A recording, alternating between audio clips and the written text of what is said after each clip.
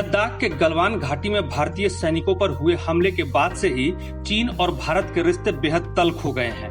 हालांकि चीन गलवान घाटी की घटना को लेकर अब तक भारत को ही दोषी मान रहा था, लेकिन इस पूरे मामले में अमेरिकी खुफिया रिपोर्ट में चौंकाने वाले खुलासे हुए हैं। गलवान घाटी में हमले को लेकर अमेरिकी रिपोर्ट की माने तो चीन के एक सीनियर जनरल ने अपने सैनिकों को गलवान घाटी में भारतीय सैनिकों पर हमले का आदेश दिया था। अमेरिकी रिपोर्ट में सूत्रों के हवाले से कहा गया है कि चीन के पश्चिमी थिएटर कमांड के प्रमुख जनरल झाओ जोंगकी ने गलवान घाटी में हमले को मंजूरी दी थी। जनरल झाओ उन गिने चुने सीनियर जनरल में शामिल हैं जो पीएलए में अभी भी अपनी सेवा दे रहे हैं। झाओ ने इससे पहले चेतावनी दी थी कि भारत, अमेरिका और उसके सहयोगियों के शोषण से बचने के लिए चीन को कमजोर नहीं दिखना चाहिए।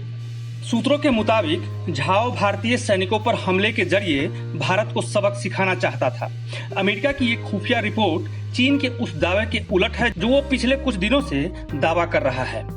चीन के विदेश मंत्रालय ने कहा था कि भारतीय सैनिकों ने चीनी सैनिकों पर हमला किया था। हालांकि इस आदेश की जानकारी चीनी राष्ट्रपति को थी या नहीं, इसको लेकर रिपोर्ट में तो कुछ नहीं कहा गया है, लेकिन विशेषज्ञों की माने तो जिनपिंग को निश्चित रूप से हमले के आदेशों के बारे में जानकारी होगी।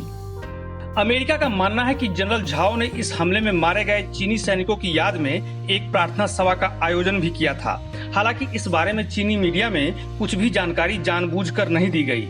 यही नहीं, चीन के सोशल मीडिया वेबसाइटों पर भी इस हार के बारे में काफी आलोचना की गई, जिसे बाद में सेंसर कर दिया गया।